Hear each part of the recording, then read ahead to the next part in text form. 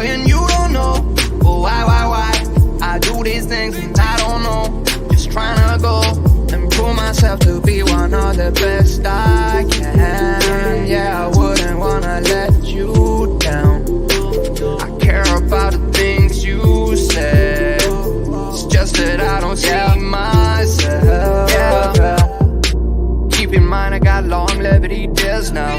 Keep in mind we're getting throwed up out the hills now. Yeah, I've been running off for no reason. Got me looking for something real now. Sipping Henny from the bottle, got my first meal now. Nowhere do I run.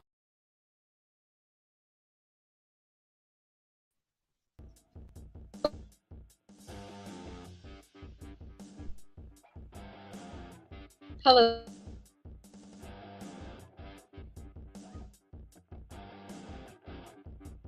Today we have with us Mr. Markus Thielen, who is the expert in digital assets and DeFi, and also the author of Crypto Titan. Mr. Thielen, or Markus Thielen, is the head of research and strategy at Matrix Sport, one of the top digital assets financial services platform with $10 billion of asset under management. Welcome to Mr. Markus Thielen and also my fellow colleagues, Mondialo and also Isaac. Yeah, happy to have all of you here with me.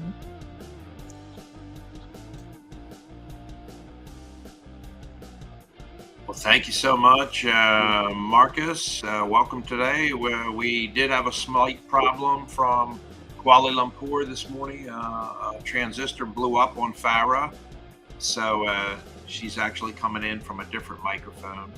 I hope you can hear me okay. Yeah, perfect. Yeah. Thanks for having me. Yeah. Absolutely. Farah, take it away.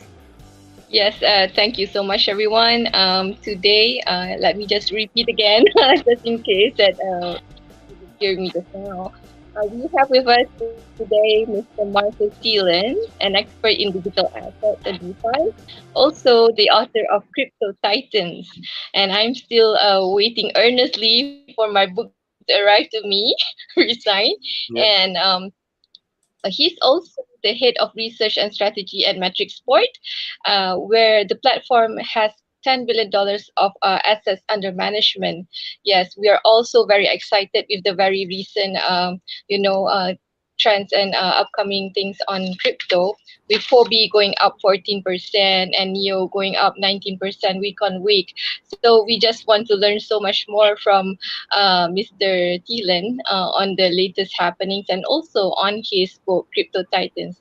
Take it away, Markus.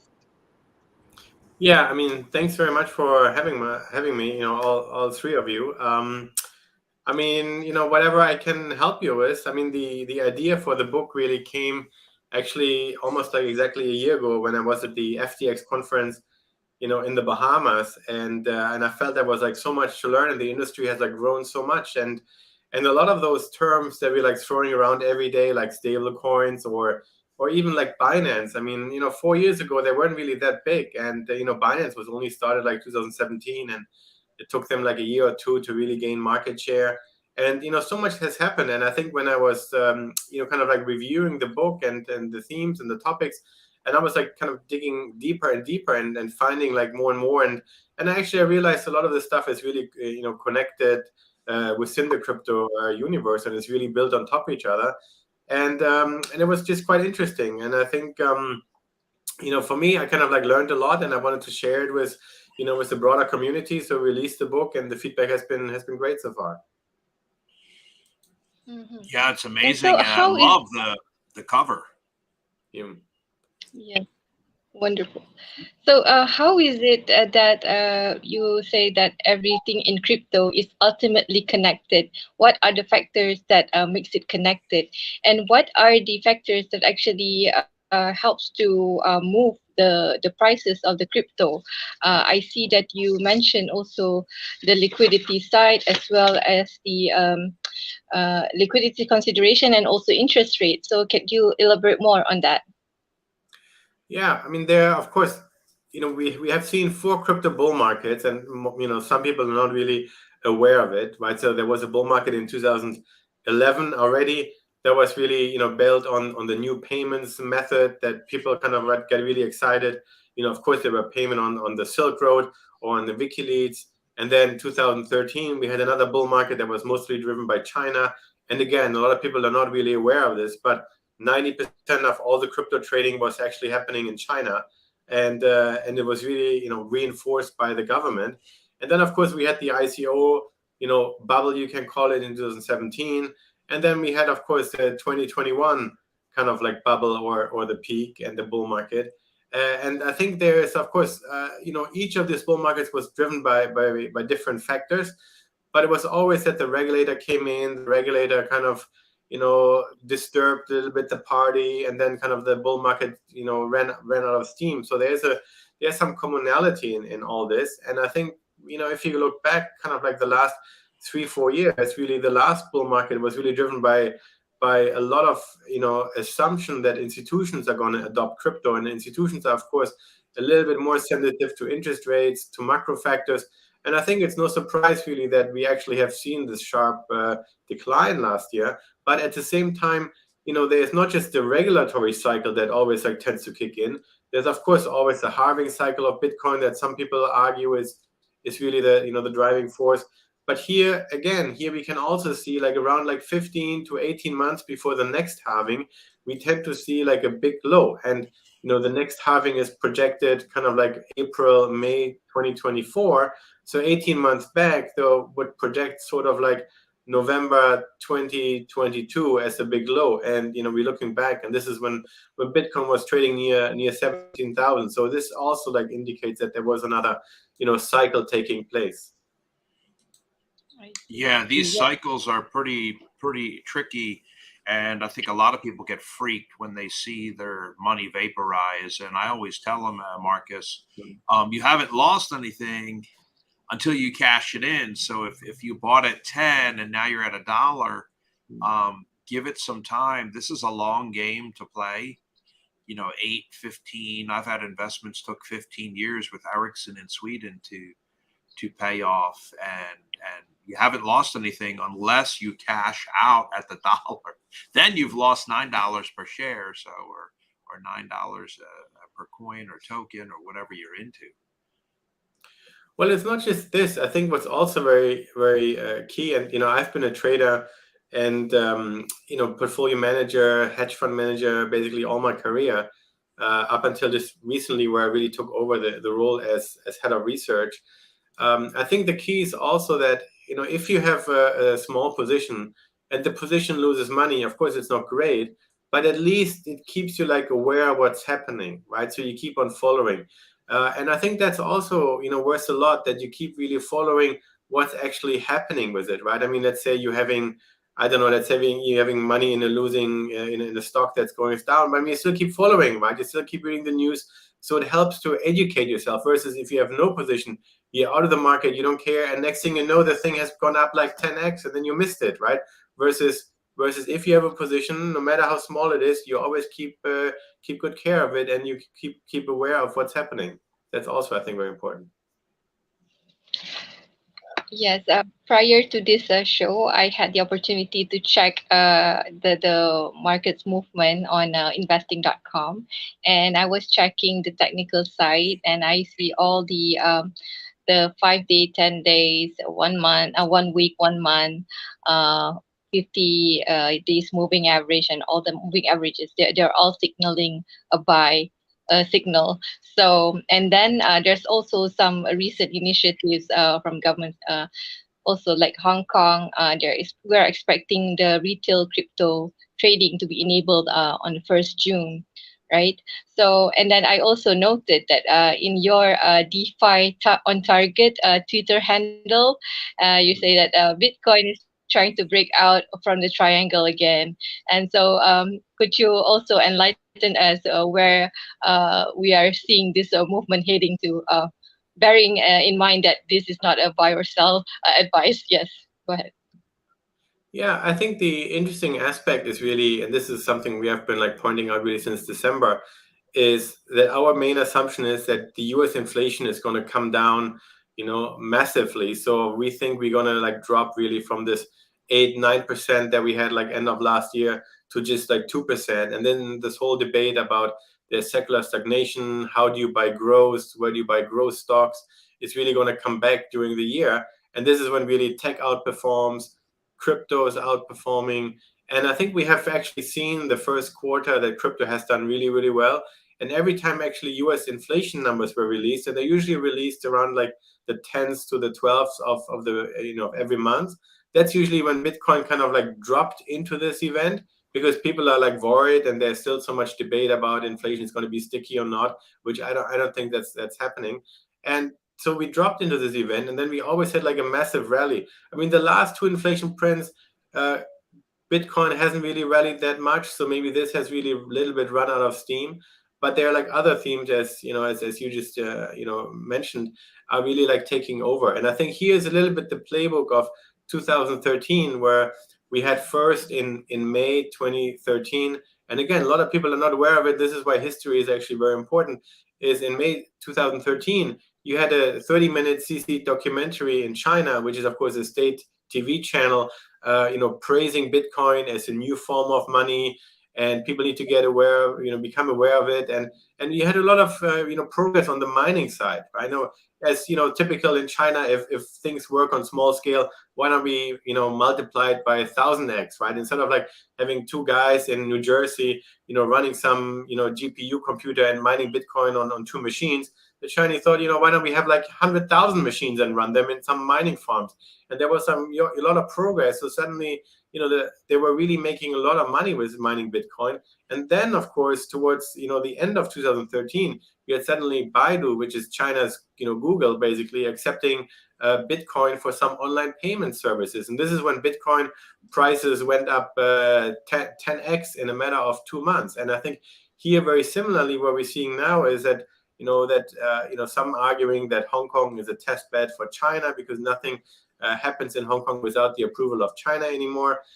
So of course, with this Thursday on June 1st, that retail can finally buy again crypto, and a lot of exchanges being set up there. A lot of money is flowing there. A lot of talent is flowing there. So a lot of talent from China is moving there, because a lot of people expect, and one of them is of course Justin Sun from Tron, and he has been actually right, and a lot of those trends mysteriously with super sharp timing. So we're seeing this already like happening as well, and the playbook of 2013 is like repeating itself. Yeah. Justin is a super awesome guy, a good friend of mine. Love what he's doing. Just amazing. Yep.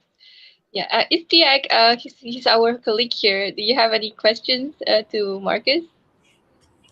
At the moment, I'm just listening in, but I'll have some questions afterwards. Markus, just so you know, I am also, while I'm a partner in Modular Associates, in a strategy marketing firm, I'm also the marketing director for the Government Blockchain Association. I hope you have heard of us. We just had a very large conference in Washington, D.C. The Assistant Secretary General for the United Nations was there as one of our keynote speakers. We definitely, I'm very curious to learn what you're doing. And hopefully, after this, we can connect you with some folks in GBA and, help you collaborate and expand on whatever you're doing. That's what I was saying. Thanks for having coffee with us. I noticed you were having a coffee also, Istiak. Thanks to Markus. I just woke up, guys. So yeah. Thanks for having a coffee with us this morning. Istiak, you just had a massive 2-day conference with GBA. Can you share with Markus some of the key takeaways or anything that blew your mind? It was a big conference in Washington, D.C. Where would I even start?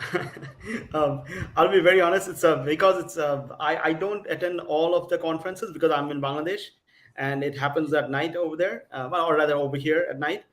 But I'll be very honest. All right, I have been attending the GBA conferences online virtually as much as possible for the last 2 years that I've been a member, and there's always something that blows my mind away. All right, at the moment we are just. We will be releasing some marketing. We usually release the show about 1 month after the conference is over, and during the time we will be putting out teasers basically. So I would request everyone to be on the lookout for those, and yeah, I'll I'll need that because, yeah. Thank you. All right. Okay. So some new Uh, teasers coming. Yeah, fire it. Go ahead, man. Yeah, so July is historically very strong for Bitcoin with average returns of 11%, and June to August returns are clocking in 23%. I got this from your side, Marcus. Where do you foresee this upcoming season? Because it stated there June to August usually we have returns of average around 8% for investors. What are your thoughts on this?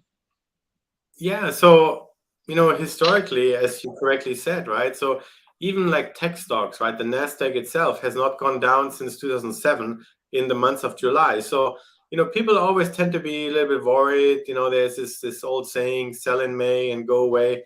But actually, over the last few years, because there is so much more pension money, passive money that keeps buying constantly, and we tend to see this rally during the summer. And I think the other aspect is, of course, that volatility has dropped, to new lows. Volatility means that stocks and risk assets, Bitcoin, they don't move around so much anymore. So the risk managers say, oh, it's actually not so risky. So you can actually take larger positions. I mean, this is what the traders, the portfolio managers are being told. And I think we're kind of entering this level where, oh, Bitcoin doesn't really move so aggressively anymore. There's no wild moves on the weekends. So nobody is like really too worried. So people can actually take larger positions. And I think we're coming also in this this moment when, of course, especially the US tech sector, it's all about chat GBT, it's all about AI. So the new story developing, right? NVIDIA. And I think people kind of like looking for these stocks that can really move, right? Nobody wants to buy kind of boring banks. Banking is not really exciting, or whatever staples, these kind of things. So I think people actually go back to this kind of like, oh, we're in an environment where the market looks safe, the economy looks fine, and we have all this cash, right? I mean, we invested all this money in money market funds or in treasury bonds because they were suddenly yielding 3 or 4%. But then you have these moves like Nvidia that make like 25%, after the earnings announcements, right? Or we had something almost like similar from Microsoft, Apple, Google, when they released earnings, that the stocks went up 5 to like 10% overnight. And this is where you kind of like, well, I make 3% on my money market fund is not really that sexy, right? So that's why I think people kind of, starting to sell. They're starting to sell their money market funds and just they want to buy stocks or buy crypto just to be part of this new growth sentiment that we are seeing again. Yes, yes, definitely. So that resonates very well with what you mentioned for the crypto fund management. This is the time for active crypto fund management to take place again. So before I also came up on this show, I had the time to actually check CoinDesk, and then I just saw that there's a 5.5% for Bitcoin going up, and there's Cardano for the smart contract platform as well as ETH is around 4.9% for both. So the other thing that is going on our minds is that what are the possible barriers or possible concerns that would actually hamper the uptrend or the moving up of the Bitcoin price. So I believe there's also mentioned there's a debt ceiling crisis, which the White House has recently announced a deal that could avert it. What are your views on that? Yeah, historically we have always seen this kind of like, the Democrats against the Republicans and, who's going to agree to more spending. I mean, the economy also grows, right? This is what we should keep in mind. And as long as the economy is growing strongly, probably the US can pay its debt if it really wanted, right? And I think I'm not too concerned. I just think this is just kind of like some political noise. I think that's going to get resolved.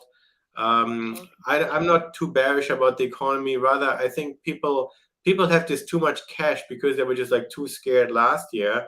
But at the same time, you look back in history and you actually really have to go back when, to kind of like the level of like 2007 or 2001, when we really had like 2 back-to-back negative years. And I think that the last back-to-back year was actually, I think 2000, 2000, 2001, 2003. So we had like 3 years there.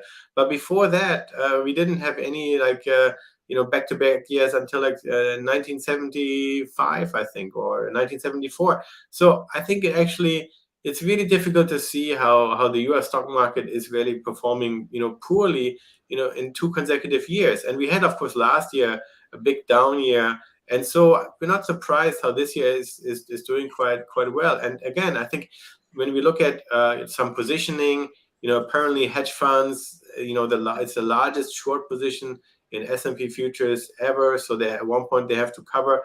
So I'm actually, quite bullish, because I think people are not positioned for this rally, and everybody seems to be surprised. I wish I would have bought some Bitcoin, and Bitcoin is up, 66% year to date. Some people are arguing, I wish I would have bought some Nvidia or some Apple or some Google or whatever. And, so I think people like missing this out, because they're just too focused on, what maybe, some of the headline journalists are, trying to sell on TV. Yeah, and I always say just buy and let something sit. Put it on a hard wallet if you want to buy something big, and then have a little bit of workable money in a soft wallet. Just let the thing sit. I mean, big friends of ours who made millions of dollars, they bought like $86,000 of Bitcoin. They let it sit for about 8 years. A friend of ours with Morgan Stanley, he said they're a client for life. I mean, they cashed out with millions, Marty, but they let it sit, for like 8 to 10 years. It was a brand new thing in the beginning. This philosophy of trying to cash out in 8 seconds and make 100 million is very difficult to pull off. Yeah, actually, interesting that you said this, and you also said this like earlier, right? You just need to like hold on to a little bit. And when you just look at Warren Buffett, right? I mean, he just buys the U.S. economy. He doesn't do anything fancy. He doesn't buy, he didn't buy Nvidia. He doesn't buy anything that just recently IPOs with a lot of risk. But he just buys stable businesses, keeps them for a long time, and it seems to work, right? And I think everybody else who tries to make the quick buck over the weekend, loses a little bit and falls behind. So I think if there is like a network, a new industry or something that just grows, fine over like a decade, I mean, why not just hold it? I think, but you need to have kind of the stomach to really hold it. Yeah. If it's okay with you, Farah, as the host, we're going to take a commercial break. We'll be back in about 4 minutes, guys. And just say thanks to our sponsors who make these shows possible. And when we come back, I think, Farah, you wanted to bring up the Crypto Titans book on Amazon so everybody could see it. Yeah. All right. Well, let's do it, guys. Give us about 4 minutes. Grab a coffee, grab an orange juice, grab something.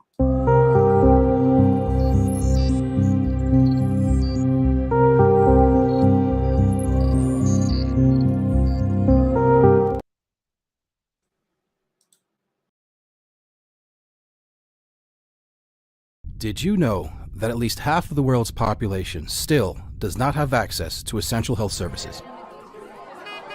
One of the biggest problems in developing countries is the lack of medical monitoring devices. We have a solution. Kipuwex. Kipuwex is an easily attachable, lightweight IOMT device which continuously measures all the clinically relevant biomarkers vital to the assessment of your health. Kipuwex uses smart algorithms to provide efficiently reliable measurements for healthcare professionals. The biomarkers can be monitored remotely, anywhere and at any time, with a mobile and web application. Kipuwex is not limited by physical infrastructure and is suitable for professional use and in the future for home users as well. A simple user interface will let you choose which biomarkers you want to view and displays them on easy-to-read graphs. We here at Kipuwex want to combat healthcare inequality and help millions of people around the world.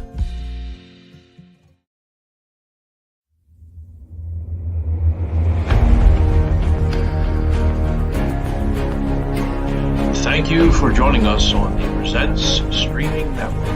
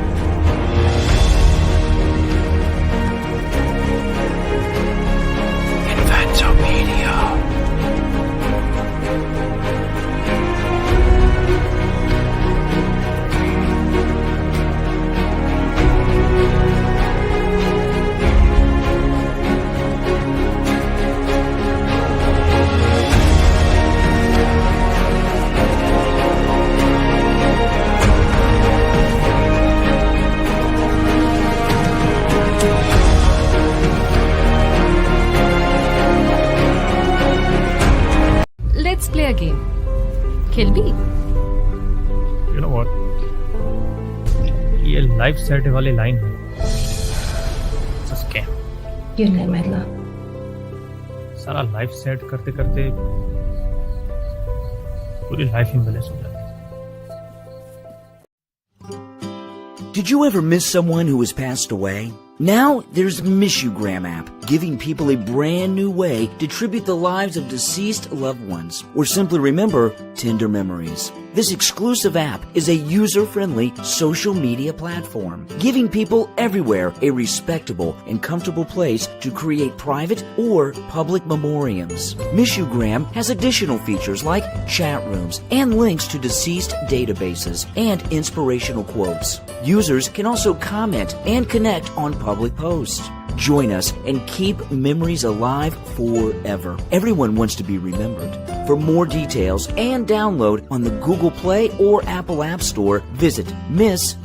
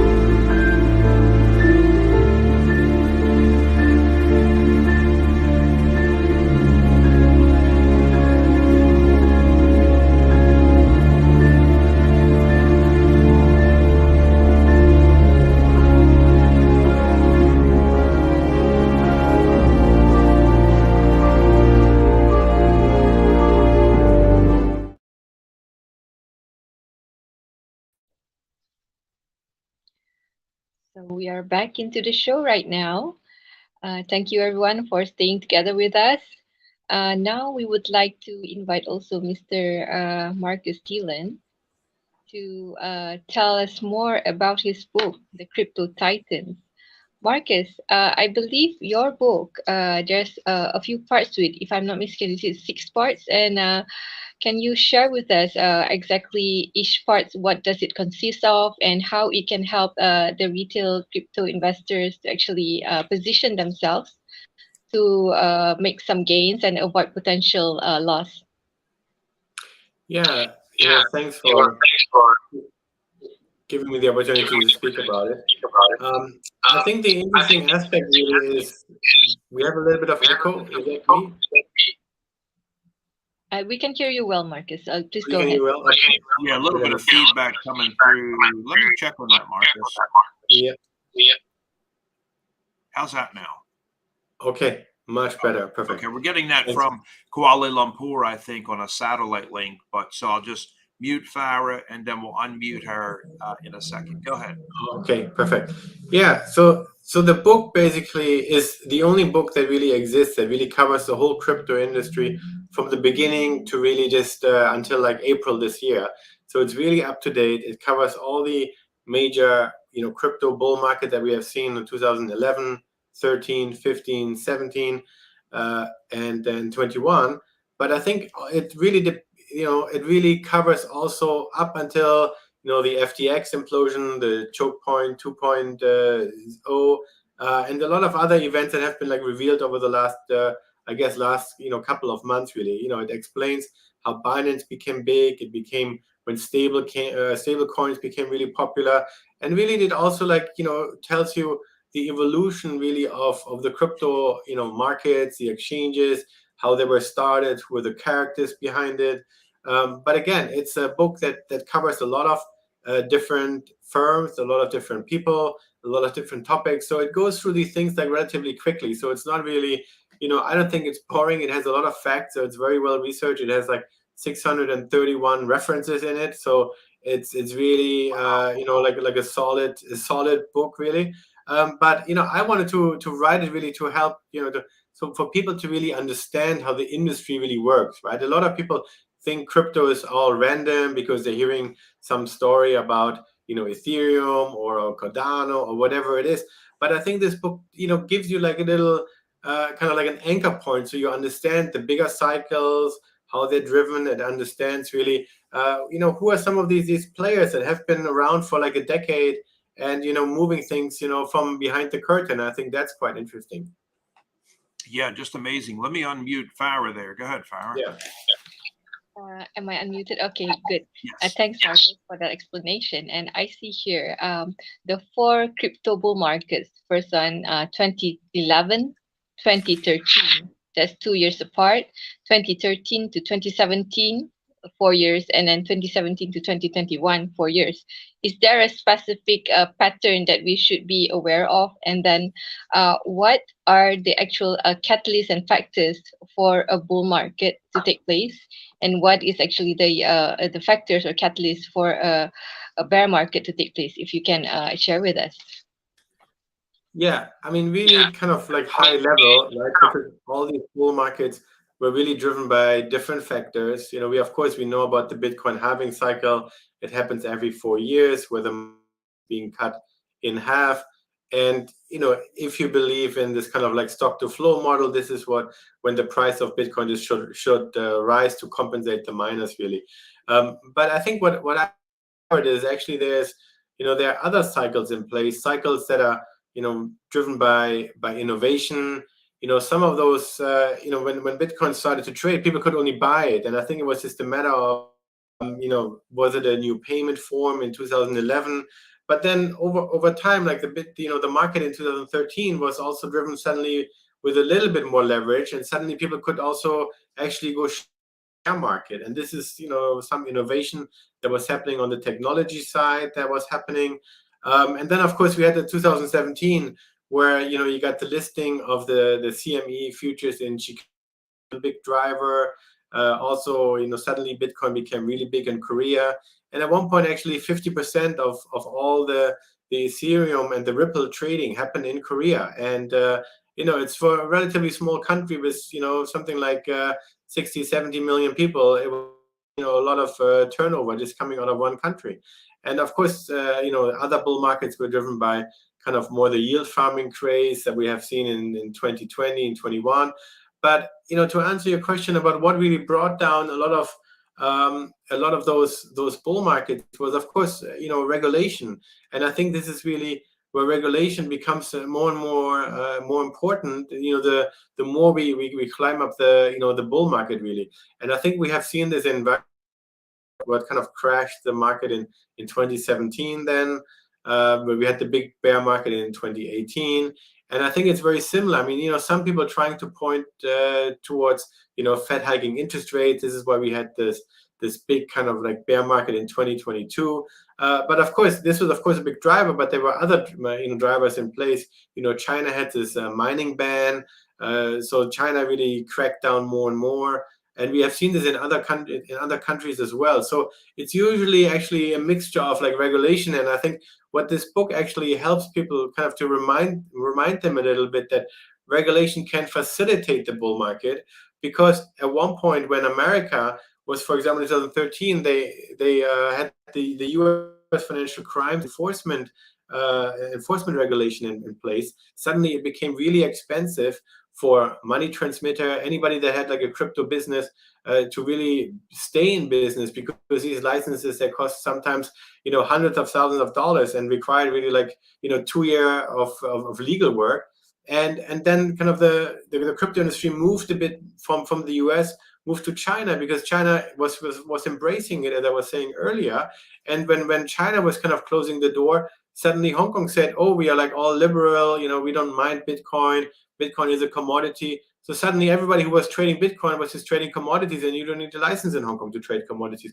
And I think what this book kind of helps you remind a little bit, that it's really, there's really like it's not just random. There's really like a structure behind it, and the structure depends a lot on how governments reacted, how governments reinforce regulation.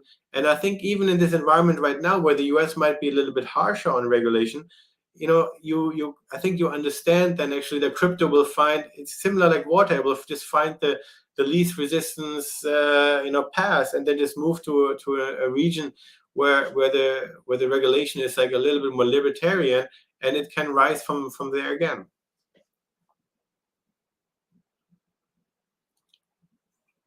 You're on mute now.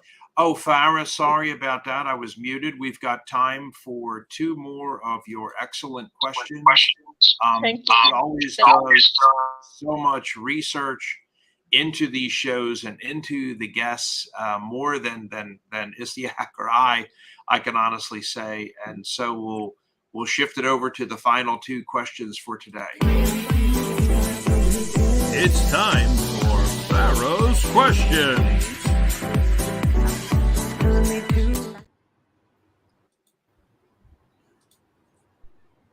Go ahead, Farah. I've got you unmuted. Right, thanks. Thank you so much, guys. Okay, so it's so rightly said by Markus just now, regulatory policies, improvisation, and enforcement is very much needed worldwide to curb the spamming of scammers and fraud and all that. And this actually creates confidence and trust. So coming back to your book also, Markus, on the first part, you have deliberated Bitcoin started as a peer-to-peer payment system, and how the first crypto bubble was facilitated by on-ramp payment companies in 2011. Would you like to, share with us the key takeaways of your book on the first part, and also the government's opening up on adopting crypto policies? I mean, crypto regulations and opening up to crypto. Yeah. Yeah, I think it really started. It really started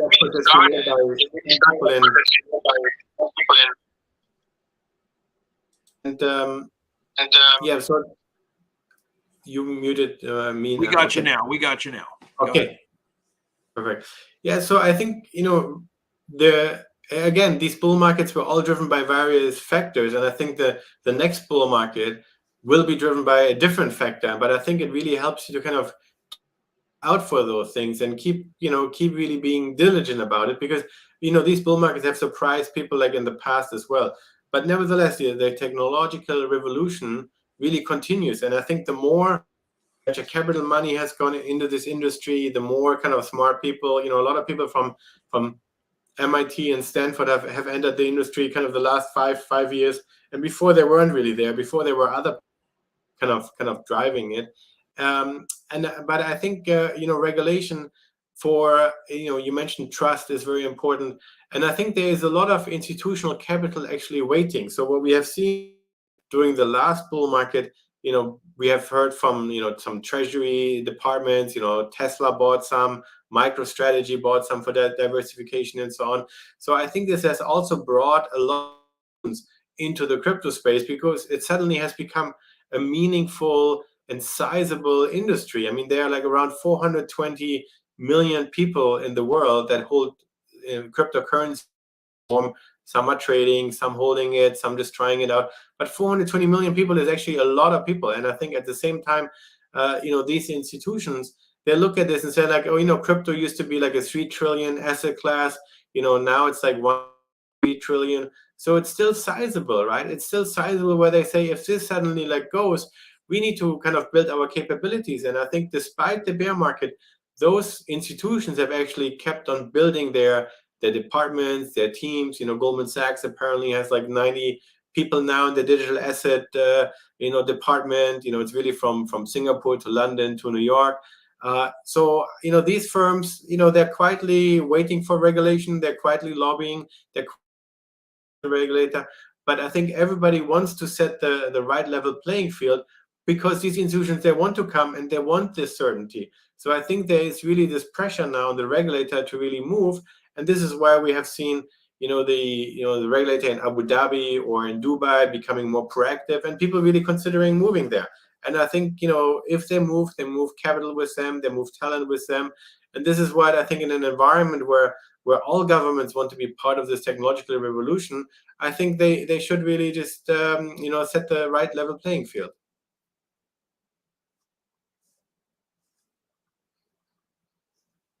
Very much needed to manage the level of regulation and also decentralization and centralization, which actually helps to curb the manipulation, because sometimes there's some influences, very large ones, even if they cough and then the token price goes down like so much, and then even they say I'm buying this and it goes up so much. So that's actually some part of manipulation. And I also am looking at crypto exchanges, how they are ranked. I said that at CoinMarketCap, crypto exchanges are ranked and scored based on web traffic factors, average liquidity, and volume. So I would like your take on this, how we can actually help to facilitate a more harmonious and a better place where investors can actually put their money safely, and how to actually for these exchanges also, how they can get better traction in terms of volume. Yeah, I talked about it also a little bit in my book. And I think here the key factor is also when you look at, for example, like Dogecoin, right? It was really like, thrown around a little bit by Elon Musk himself. And they clearly show kind of like the events, when it has moved, what was the trigger, what was the comment. And, it's really interesting because, again, this is just like on 2-3 pages. So there's not going to be like a whole chapter about it. So you're going to read it like closely. But I tried to really tie in the dates, when were the tweets, what did he say? And, it was really when he was on the Saturday Night Live show, it was really the peak. And Dogecoin peaked at like $88 billion. I mean, you just really, have to like, think about this, right? It was like a meme coin that was, released as a joke.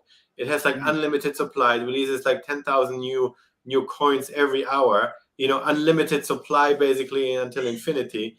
And it had like $88 billion and it peaked, at Saturday Night Live, and it flopped basically because apparently the script wasn't really great and Elon Musk wasn't really like selling it, and people were like so hyped up, but then it dropped like 30%. I mean, it dropped like $20 billion, right? On during the Saturday night, basically, right? It's just like crazy. And I think, again, right? I mean, the book is really, written in a neutral way. It really tries to highlight all the events, gives you all the information. So it's almost like, I don't want to call it like a World War II history book, but there is nothing like similar like in crypto, but it just helps you to understand, when the battles were won, when they were lost, what happened, what did the generals say and do and everything. And this is a little bit kind of like what this book is about. And I think it just helps the reader also understand to be a bit more careful with certain coins, right? And it's a little bit, as Martin was saying earlier, bet on quality, stick to it, keep it, sleep well, kind of these things. And I think that's also very similar with the crypto market. Yeah, absolutely. That's all we have for time for today, everybody. We appreciate you tuning in. We've had some of the highest numbers of people tuning in fact, today, and restreaming with the new feature where anybody can restream this to any of their networks. And I'm going to unmute Farah. I know we had some satellite problems. Just to say goodbye, Farah, and hand it back over to you. Thank you so much today, Markus. Thank you. Thank you so much, Marcus. Thank you so much, Marcus. We have learned a lot from you today, and we look forward to reading your book and learn what are the factors that are affecting the crypto prices movement, and what are the methods and approaches that we can adapt to actually protect ourselves from any kind of losses, hopefully. And I also want to thank you, my team members, Istiak Doza and Martin Mongiello, for your strong support always. And we hope to see you all again in our next upcoming show of the Crypto Genius Show. Thank you, everyone. Thank you so much.